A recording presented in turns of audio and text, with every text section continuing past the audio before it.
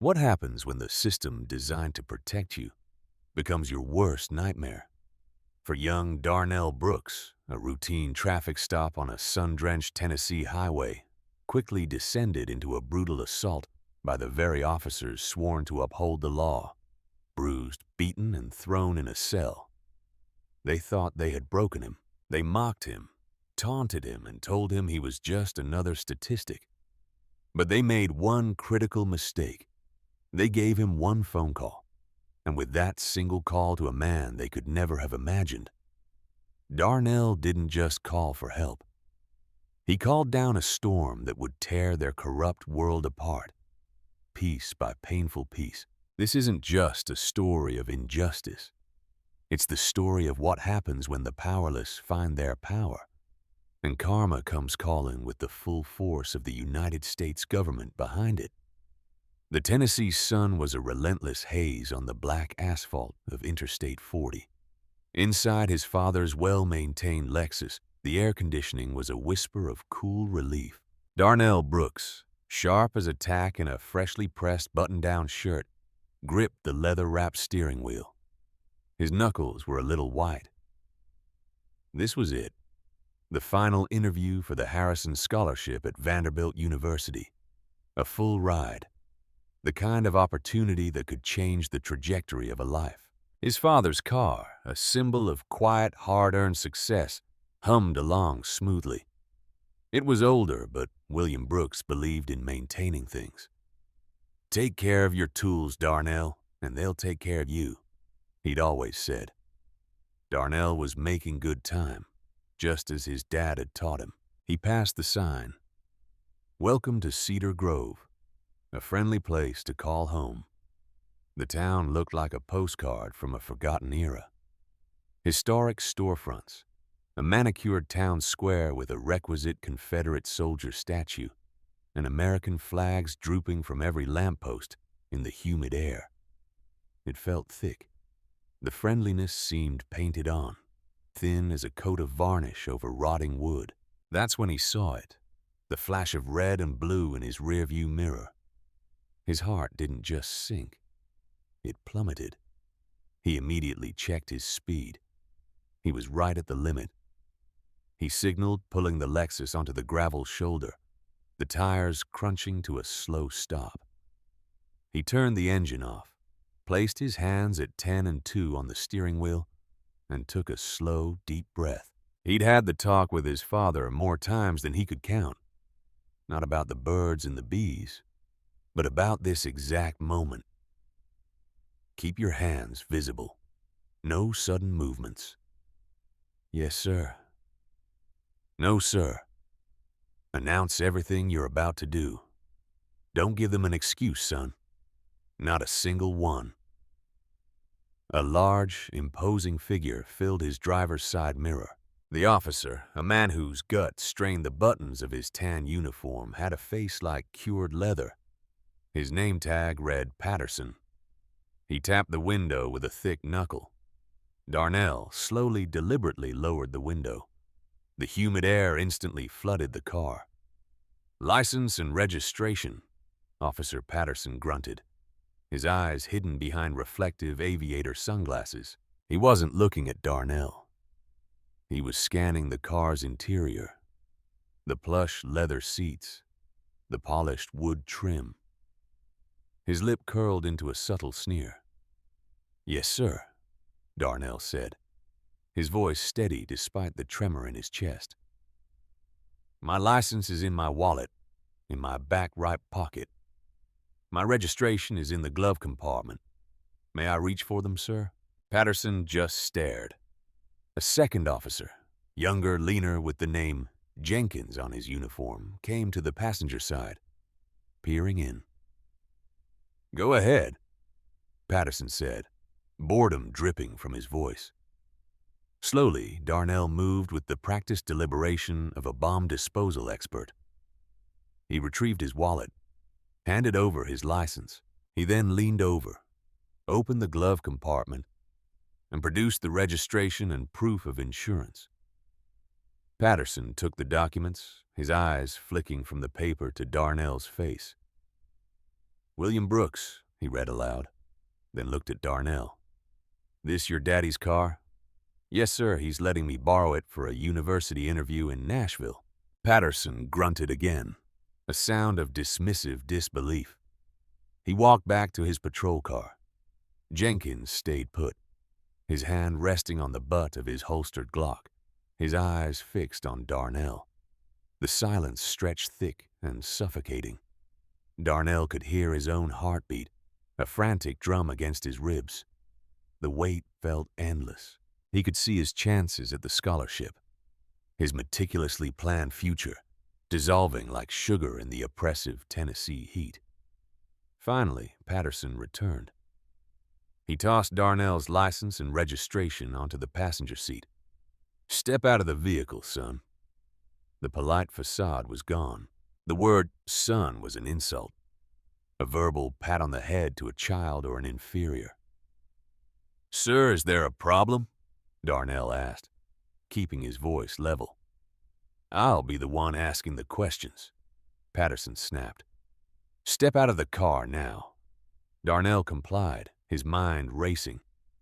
What did I do? A taillight out? Did I drift over the line? He got out, his dress shoes sinking slightly into the soft gravel. The heat was like a physical blow. Put your hands on the roof of the car, Patterson commanded. Darnell did as he was told. The metal of the Lexus, hot against his palms. He felt Patterson's hands pat him down, rough and invasive. What's a boy like you doing with a fancy car like this? Patterson's voice was low, right by his ear. You in the pharmaceutical business, moving a little product up to the big city? Sir, I'm a student. That's my father's car. I'm going to a scholarship interview at Vanderbilt University. Uh-huh. Vanderbilt, Patterson scoffed. Jenkins, have a look inside. Let's see what this student is studying. Darnell's blood ran cold. He watched as the younger officer opened the driver's side door and began to rifle through the car. He saw his meticulously organized folder of transcripts and recommendation letters tossed onto the seat. He saw Jenkins rooting under the seats and in the center console. What are you looking for?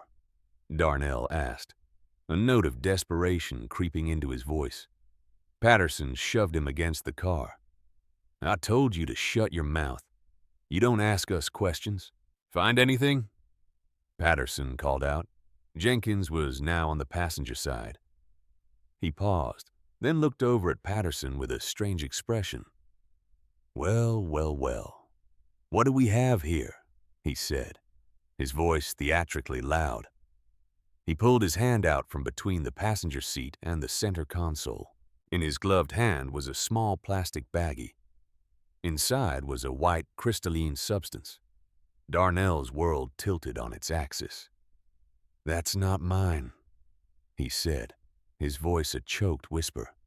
The words felt useless, pathetic, even as he said them. Oh, it's not yours, Patterson chuckled, a low, ugly sound. That's what they all say. Looks like your little scholarship interview is canceled, boy. He grabbed Darnell's arm, twisted it violently behind his back, and slammed his face against the hot roof of the Lexus. Pain, sharp and blinding, exploded behind his eyes. You have the right to remain silent, Patterson snarled. The metallic click of handcuffs echoed in the sudden, terrifying silence of the Tennessee roadside. Anything you say can and will be used against you in a court of law. As he was shoved into the scorching hot back of the patrol car, the cage separating him from the officers, a stark symbol of his new reality, Darnell looked back at his father's car. The door was still ajar. His interview folder was scattered on the floor. His future, so bright just moments ago, had been extinguished. He wasn't a scholar anymore. He was a suspect. In Cedar Grove, he was something much worse. The Cedar Grove Police Department smelled of stale coffee, industrial cleaner, and a faint underlying odor of despair. It was less a station and more a concrete bunker, with small barred windows that let in slivers of light but no hope. Darnell was dragged from the patrol car, his arms aching from the tight cuffs, a fresh bruise swelling on his cheek where his face had met the car roof. Officer Patterson shoved him toward the booking desk where a portly, bored-looking sergeant sat behind a thick pane of plexiglass. "Got another one," Patterson announced with grim satisfaction. "Found him on the highway, possession with intent to distribute. Kid was lippy, too." The sergeant barely looked up. He slid a form through a slot. The process was a blur of humiliation. His fingerprints were taken, his dress shirt and slacks replaced with a faded orange jumpsuit that felt rough as sandpaper against his skin. His leather shoes were swapped for flimsy plastic slides, his wallet, his watch, his phone. His connections to the real world were dropped into a Ziploc bag. Each step was designed to strip him of his identity, to reduce him from Darnell Brooks, honor student, to just another inmate. He was led down a short, grim hallway to a holding cell. The heavy steel door clanged shut behind him with a sound of absolute finality. The cell was a small box of concrete and steel.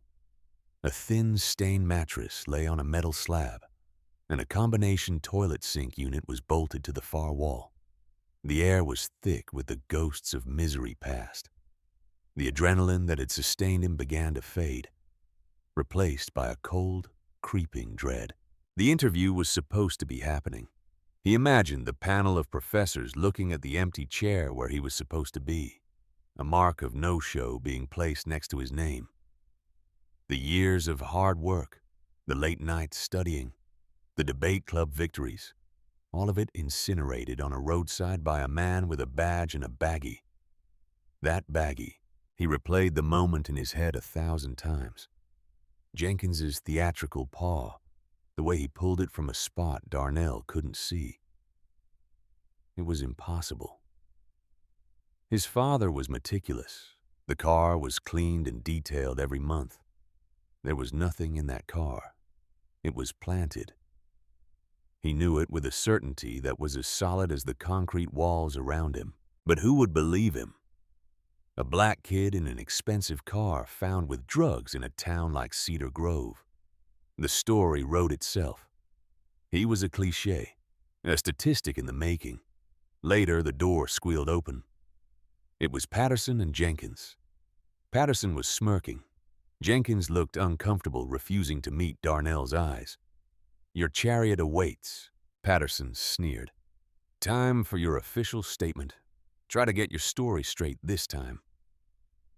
They led him to a small, windowless interrogation room.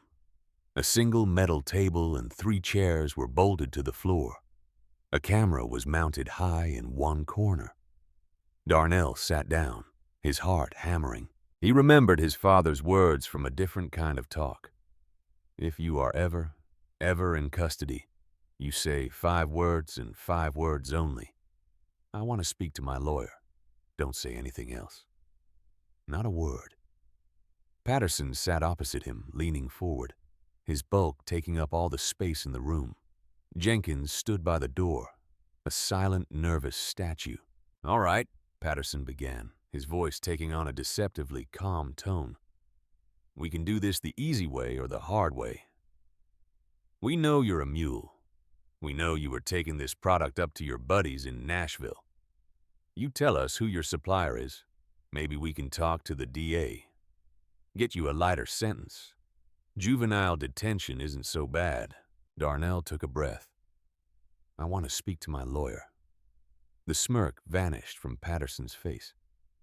"You want a lawyer, kid? You're in a world of trouble. A lawyer can't help you now. We've got you dead to rights. The drugs were in your car." "I want to speak to my lawyer," Darnell repeated, his voice stronger this time. He focused on a crack in the concrete wall behind Patterson's head, refusing to let the officer see his fear.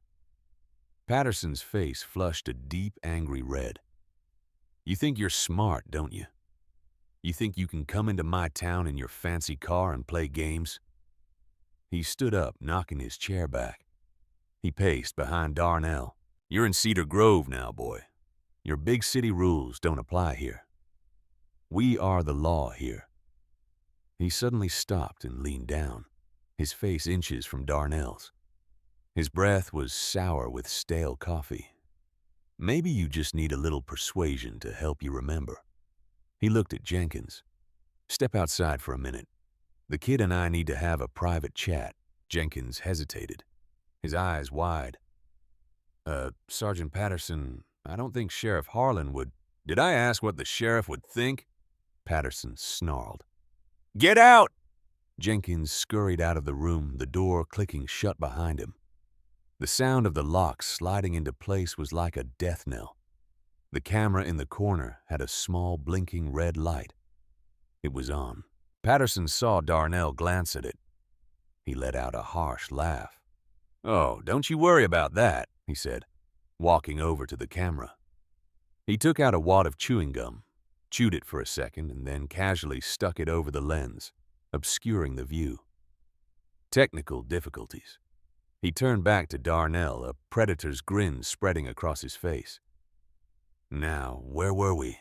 Ah, yes, you were about to tell me everything." He grabbed the front of Darnell's jumpsuit, hauling him out of the chair and slamming him against the wall. The impact knocked the wind out of him. "Who do you work for?" Patterson roared, his fist connecting with Darnell's stomach. Pain exploded through his midsection, acid and fire. Darnell gasped, folding over. "I don't," he wheezed. Another blow, this time to his ribs.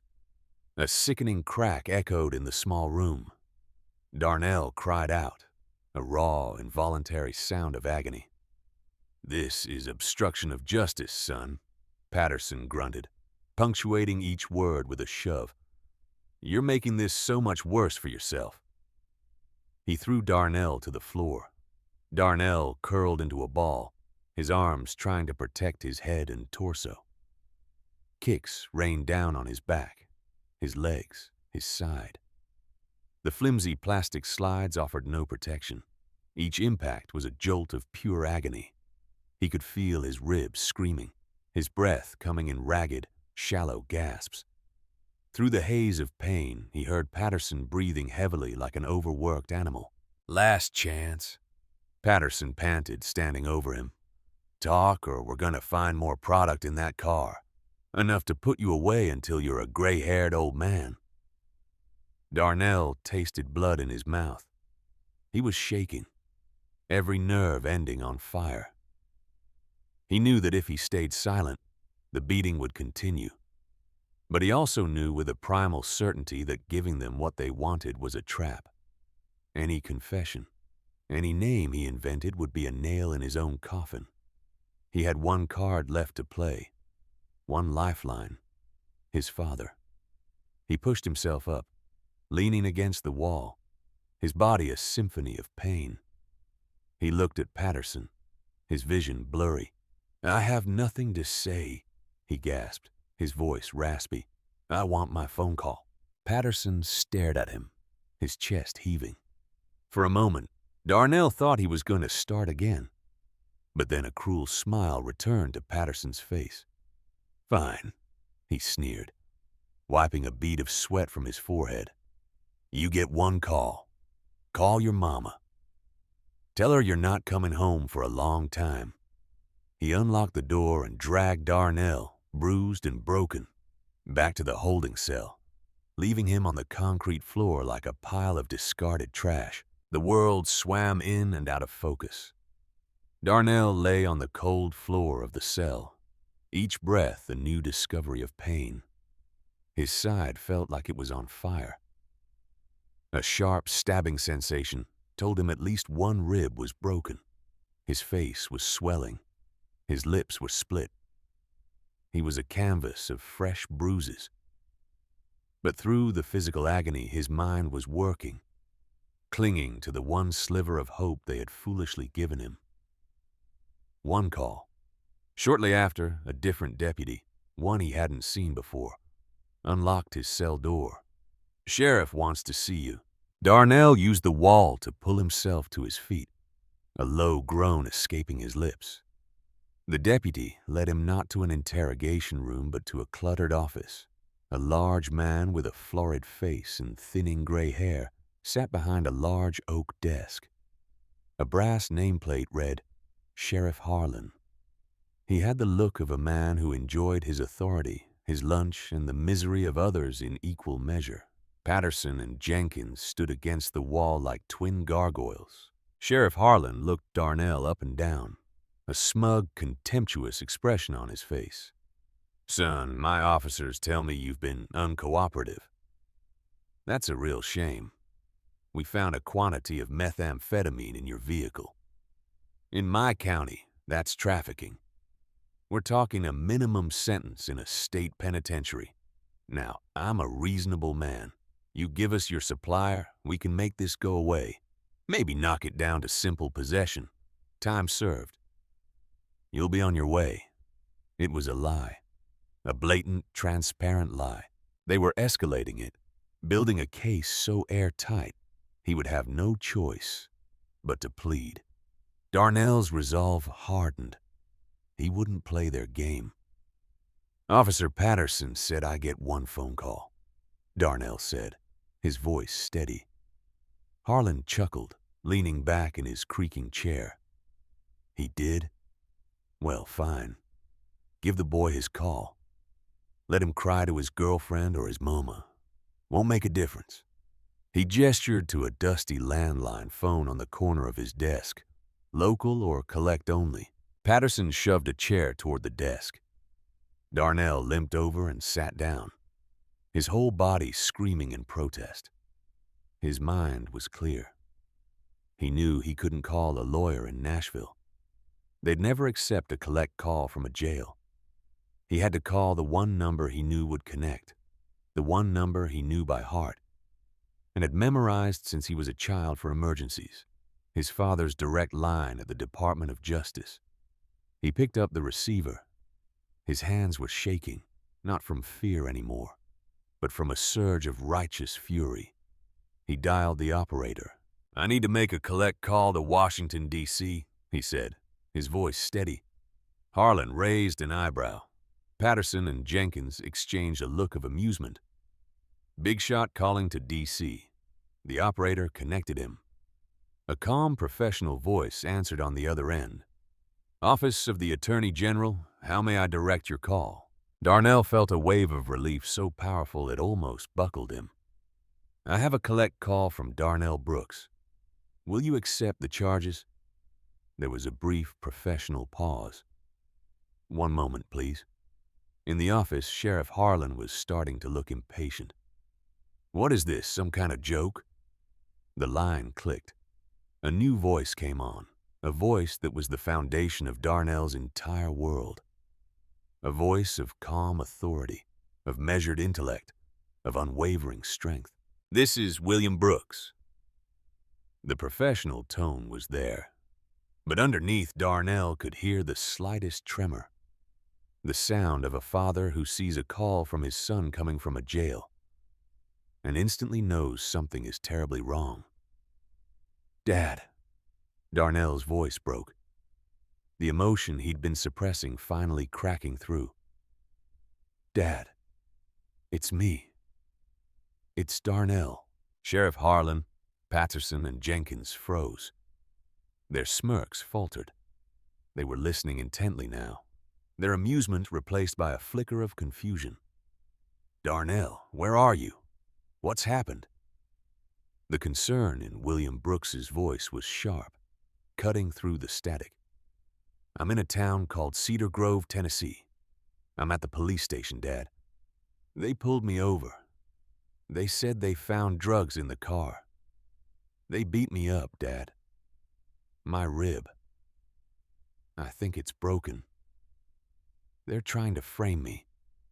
The words tumbled out, a torrent of pain and fear. On the other end of the line, there was a deathly silence. Not a silence of shock, but the silence of a powerful engine engaging. The silence of a predator that has just spotted its prey.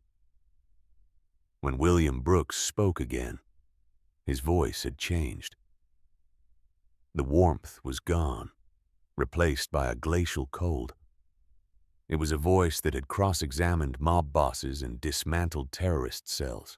It was a voice that did not ask but commanded. "Son, listen to me very carefully. Do not say another word to them, do you understand? Not one more word. Hand the phone to the ranking officer in the room." Darnell looked at Sheriff Harlan, whose face was now a mask of dawning horror. Patterson and Jenkins looked like they had seen a ghost. "He wants to speak to you," Darnell said, holding the phone out to the sheriff.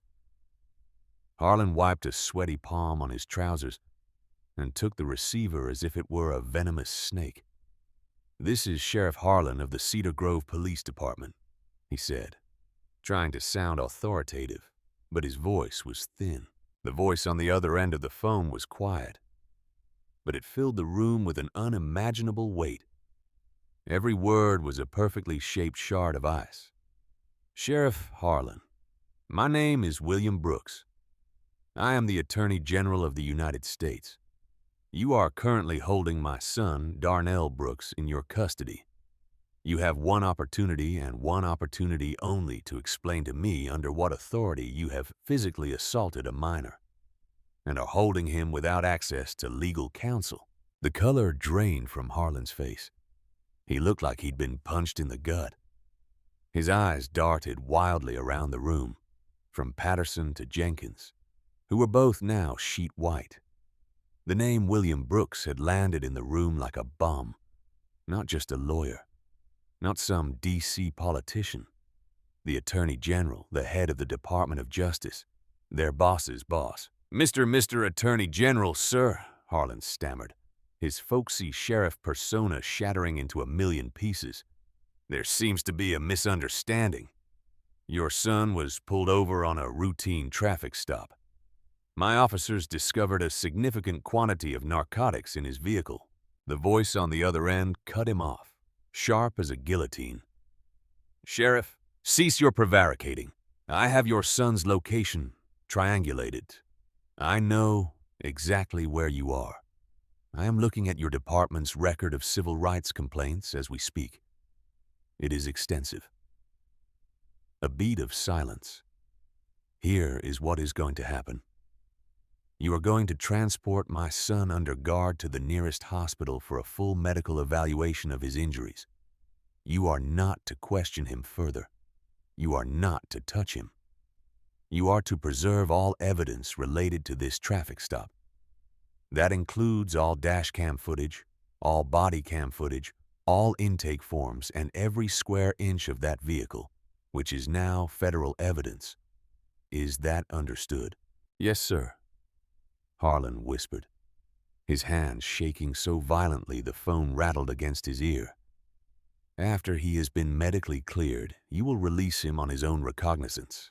And then, Sheriff, you will wait. A team from the DOJ's Civil Rights Division is being dispatched from the Nashville field office. They will be there soon. I suggest you find a very good lawyer. And Sheriff..." "Sir," Harlan squeaked. "Pray." The line went dead. Sheriff Harlan slowly placed the receiver back in its cradle. The click echoed in the dead, silent room. He looked at Patterson, not with anger, but with the hollow-eyed terror of a man who has just seen his own ruin. "What did you two idiots do?" Harlan said, his voice a strangled rasp.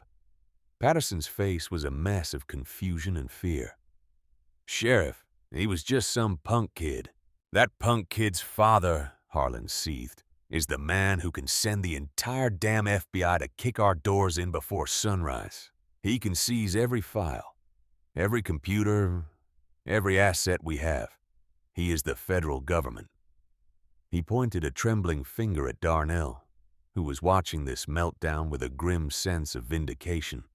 "Get him out of here. Get him to the hospital now. Can somebody find that damn gum Patterson put on the interrogation room camera?" The storm hadn't just been called down. It had already made landfall. The period that followed the phone call was a masterclass in panic. The swaggering authority of the Cedar Grove Police Department evaporated, replaced by the frantic energy of rats on a sinking ship. Sheriff Harlan barked orders, his voice cracking with desperation. Patterson and Jenkins scrambled, their faces pale with the sweat of men who suddenly understood the concept of consequences. Darnell was treated like a piece of priceless, fragile art.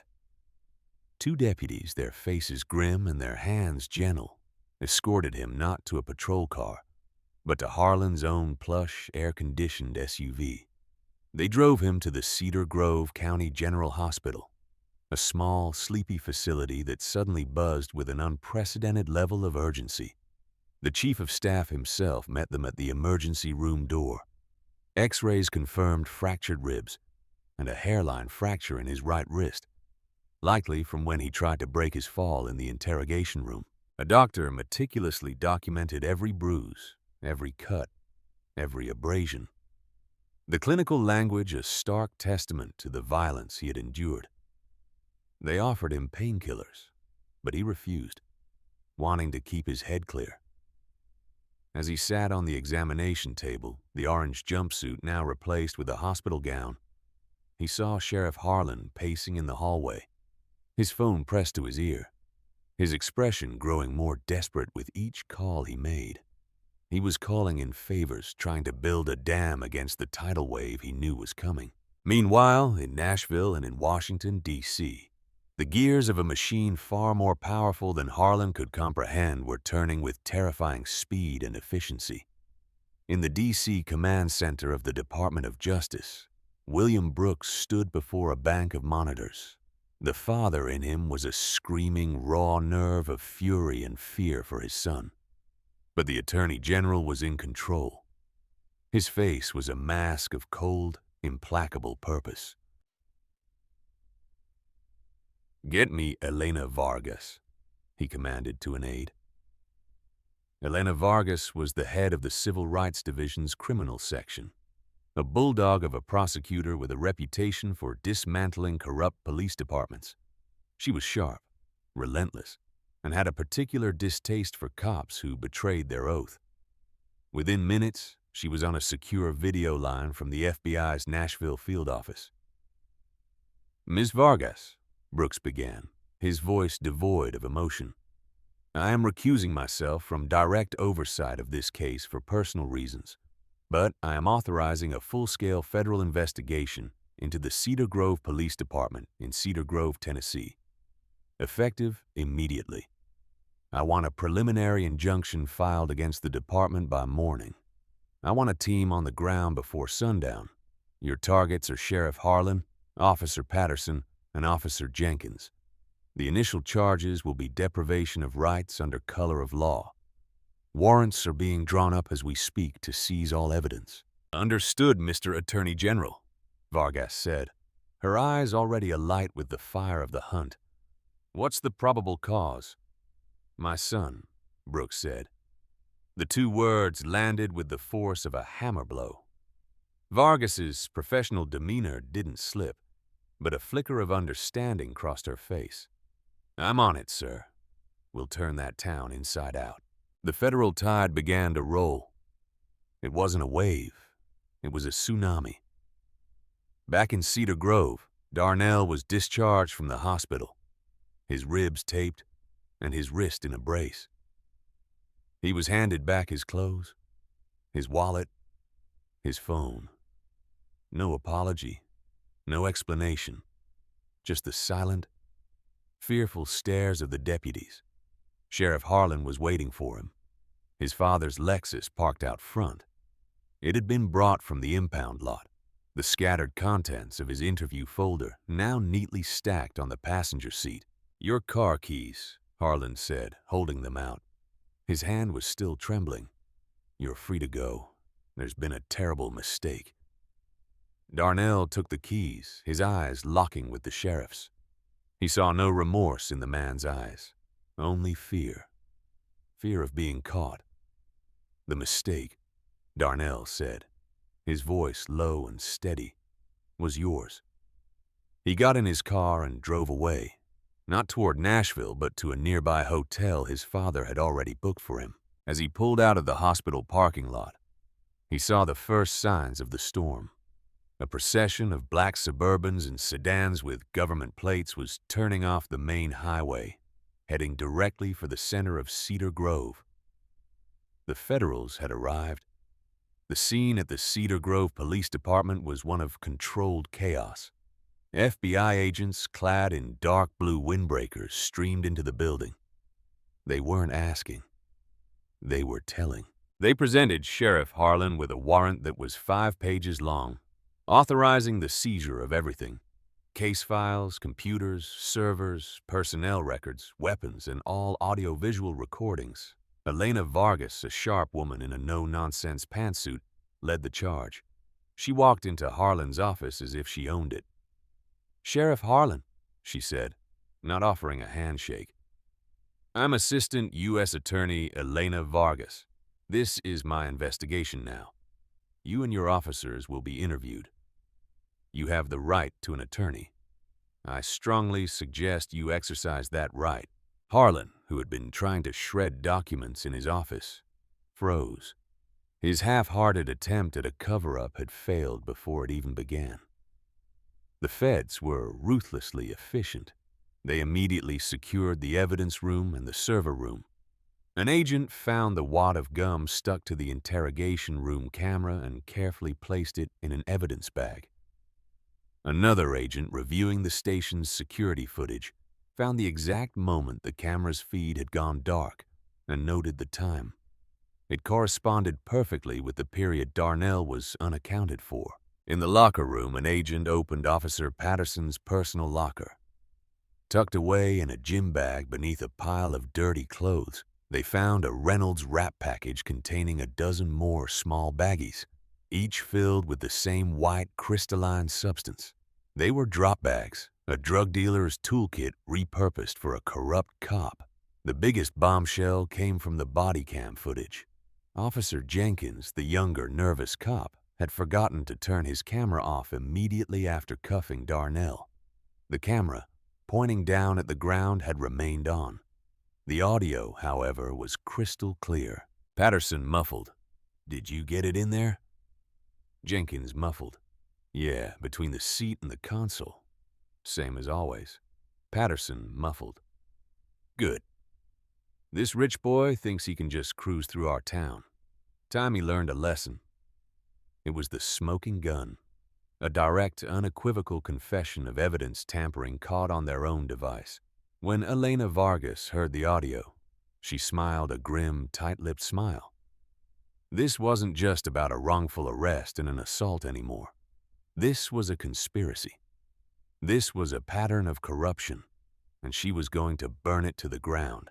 The federal investigation was like a high-pressure hose directed at the rotten foundation of the Cedar Grove Police Department. Soon, the public story had exploded. "Attorney General's son beaten, framed by Tennessee cops," screamed the headlines. News vans with satellite dishes sprouted like mushrooms in the Cedar Grove town square. Their cameras pointed squarely at the besieged police station. For Sheriff Harlan and Officer Patterson, the instinct was to circle the wagons. They hired a local bulldog lawyer who immediately went on the offensive, claiming the investigation was a politically motivated witch hunt by a vengeful D.C. elite. Patterson claimed Darnell had been belligerent and resisted arrest, and that the drugs were legitimately found. Harlan backed him up, painting a picture of his officers as hard-working local heroes being targeted by federal overreach. But their narrative was a house of cards, and Elena Vargas held a flamethrower. She focused her immense pressure on the weakest link, Officer Ryan Jenkins. While Harlan and Patterson were career bullies, hardened and arrogant, Jenkins was different. He was young, a short time on the force. He had a new mortgage and a young family, and unlike the others, he still had the ghost of a conscience. Vargas didn't bring Jenkins into a cold interrogation room. She had him brought to the temporary federal command center they had set up in the Cedar Grove courthouse. She sat with him in a conference room with a large window overlooking the town square. a pot of fresh coffee between them. "Ryan," she began, her tone disarmingly gentle, "I've read your file. You were top of your class at the academy. Commendations for community service in your first year. You didn't get into this line of work to be Frank Patterson's heavy." Jenkins stared into his coffee cup, his hands trembling slightly. "I don't know what you're talking about." "Don't you?" Vargas slid a folder across the table.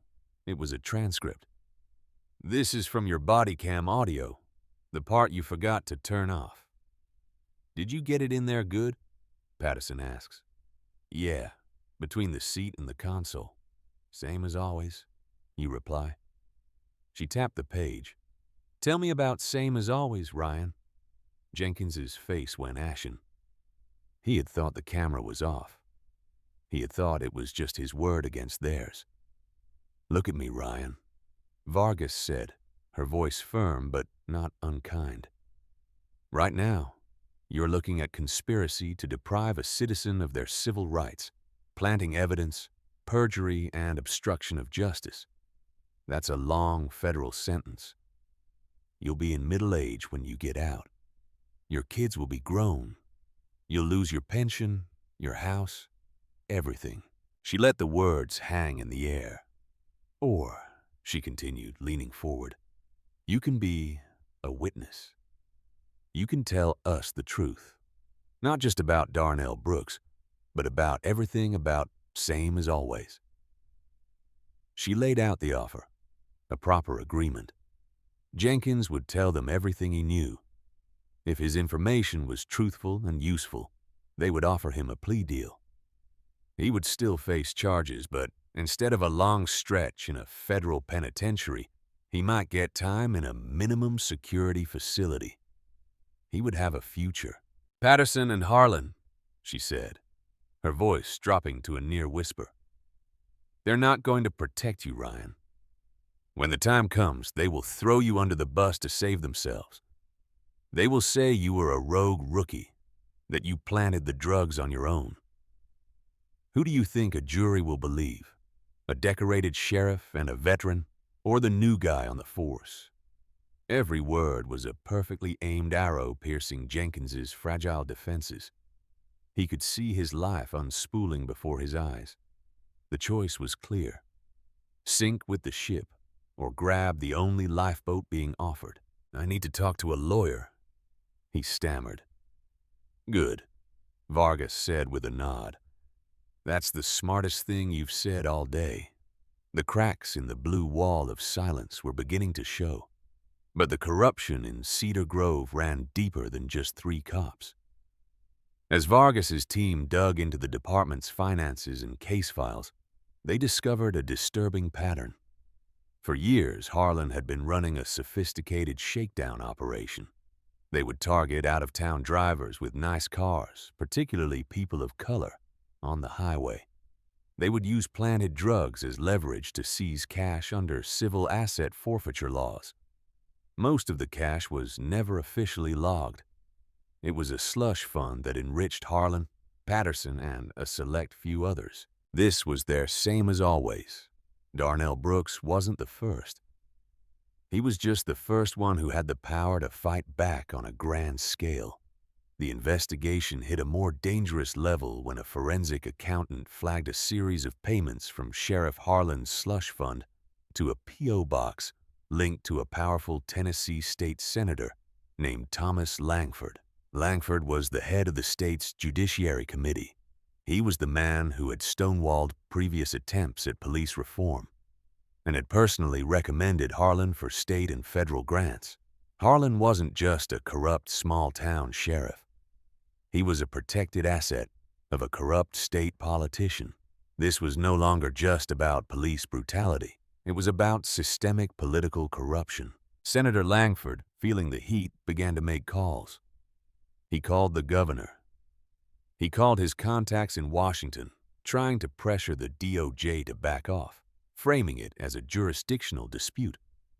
One evening, William Brooks received a call on his personal cell phone. It was Senator Langford.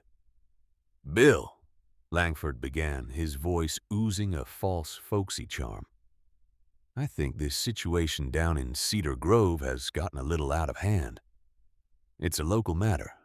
I think we can resolve this without the full might of the federal government embarrassing a good, God-fearing community." William Brooks stood in his quiet study looking at a photo of Darnell on his desk. His voice was dangerously calm.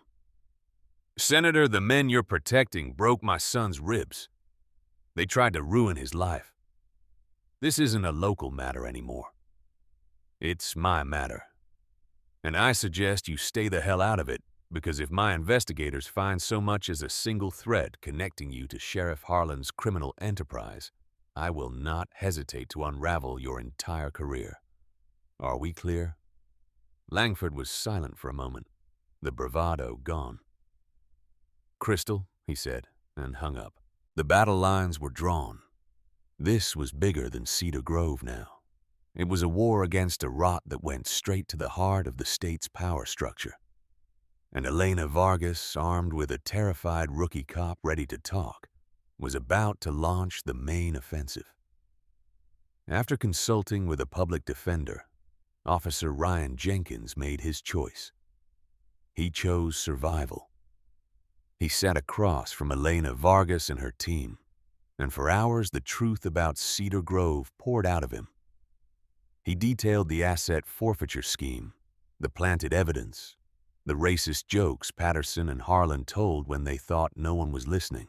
He described a dozen other cases just like Darnell's where innocent people were strong-armed into giving up cash to avoid trumped-up charges. He confessed that Sheriff Harlan had ordered him and Patterson to lose the body cam footage from Darnell's arrest, but Jenkins had been too panicked to remember his own camera was still recording. His testimony was damning, but Vargas wanted more. She wanted Harlan and Patterson caught in their own words with no wiggle room, no chance to claim their underling was lying to save his own skin. "Ryan," she said, her expression serious, "we need you to do one more thing for us. We need you to wear a wire." The color drained from Jenkins's face. "They'll kill me," he whispered.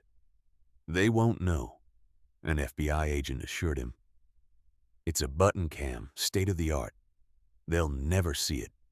We just need you to talk to them. Get them to talk about the Brooks kid. Get them to talk about the money." Jenkins was a nervous wreck, but the thought of a long prison sentence was a powerful motivator. The FBI tech team wired him up, replacing a button on his uniform shirt with a tiny high-fidelity camera and microphone. The plan was simple. Jenkins would approach Patterson in the station's break room, pretending to be terrified about the federal investigation and worried about their stories matching up. Jenkins walked into the break room, his heart pounding so hard he was sure Patterson could hear it. Patterson was pouring himself a cup of sludgy coffee, his face a mask of defiant anger. "Frank," Jenkins began, his voice trembling slightly, just as the FBI had coached him. "Frank, I'm scared, man. These feds, they're not backing down. They're talking about conspiracy charges." Patterson scoffed. "Let them talk. They got nothing. It's our word against some dope-dealing punk. Harlan's got Senator Langford making calls. This will all blow over." "But what about the drugs?" Jenkins pressed, his voice a panicked whisper. "What if they search my patrol car? I still have some of the stuff Harlan gives us. What if they find it?" Patterson finally turned, his eyes narrowing. He grabbed Jenkins by the arm and pulled him into a corner away from the door, right into the button cam's perfect field of view. "You idiot," Patterson hissed. "I told you to get rid of that. Just dump it. As for the kid, we stick to the story. He was swerving. We pulled him over. He got lippy and the drugs were in the car. He probably hit his ribs falling down when he resisted. It's a perfect story. But I planted it," Jenkins whimpered. "Just like you told me to. Just like we always do. What if they prove it?" Patterson's face darkened. Nobody proves nothing. Harlan will take care of it. That's what the money we kick up to Langford is for. Protection. So stop your damn whining. We're all in this together. Now man up. In a surveillance van parked a block away, Elena Vargas listened, a triumphant smile spreading across her face. We've got him, she said to the agents around her. We've got it all. Conspiracy, evidence tampering, the shakedown scheme, and the direct link to Senator Langford. It was the whole rotten enterprise tied up in a neat little bow. The takedown was swift and overwhelming. The next morning, as Sheriff Harlan and Officer Patterson arrived for work, they were met not by their deputies, but by a phalanx of FBI agents in full tactical gear. John Harlan, you are under arrest for conspiracy, extortion, and deprivation of rights under color of law, an agent announced, cuffing the stunned sheriff. Frank Patterson, Vargas said, personally stepping up to the other officer. You are under arrest for the same and will be adding assault and evidence tampering to your list. Patterson's face went from disbelief to pure rage. You rage. You can't do this, he bellowed as he was forced to his knees. We just did, Vargas said coldly. The arrests were the lead story on every news channel in the country. The sight of a decorated sheriff and his veteran officer being led away in handcuffs by the FBI sent a shockwave through the law enforcement community. The blue wall of silence in Cedar Grove crumbled completely. Other officers, seeing their leaders fall, rushed to cooperate, hoping to save their own careers. In Washington, William Brooks held a press conference. He stood at the podium, his face grim and resolute. He laid out the charges against the Cedar Grove officers, describing the system of corruption they had created.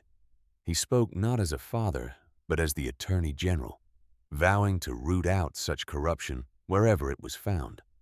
But at the end, a reporter asked, Mr. Attorney General, how is your son doing? For the first time, the mask of the prosecutor slipped. The father emerged, his voice softened. My son is strong, he is resilient, and he is the bravest person I know. He endured an ordeal that no citizen and certainly no child should ever have to face. And through his courage, a deep-seated injustice has been brought to light. I am immensely proud of him. Darnell watched the press conference from his hotel room. The Harrison Scholarship Committee from Vanderbilt had already called, not only rescheduling his interview, but expressing their horror at what had happened. They assured him his place was secure, but something inside him had shifted. The path he had seen for himself, a career in economics or business, now seemed hollow. The world was not a spreadsheet. It was a place of brutal, unfair realities, and he had just stared into the face of one of them. He knew with a certainty that settled deep in his bones that his life had a new purpose. The wheels of federal justice grind slowly, but they grind exceedingly fine. The trials of Sheriff Harlan and Officer Patterson were a public spectacle. The evidence presented by Assistant U.S. Attorney Elena Vargas was overwhelming. The body cam audio, the discovery of the drop bags, and, most damningly, the crystal-clear recording from Jenkins' button cam left no room for doubt. Ryan Jenkins, the disgraced rookie, was the prosecution's star witness. On the stand, he tearfully recounted the years of corruption, painting a vivid picture of a department rotten from the top down. He looked directly at Darnell, who sat in the front row with his father, and apologized. I was a coward, Jenkins said, his voice thick with shame. I'm sorry. The defense attorneys tried to paint Darnell as a troubled youth, and Jenkins as a disgruntled liar. But the jury saw through it. After a short deliberation, the verdict came back. Guilty on all counts. The sentencing was brutal. Frank Patterson, for his direct role in the assault and his long history of abuse, was sentenced to a long term in federal prison without the possibility of parole. Sheriff Harlan for being the architect of the conspiracy and for violating the public trust, received an even longer sentence. As they were led away in chains, their faces were slack with the shock of men who never believed they would face a reckoning.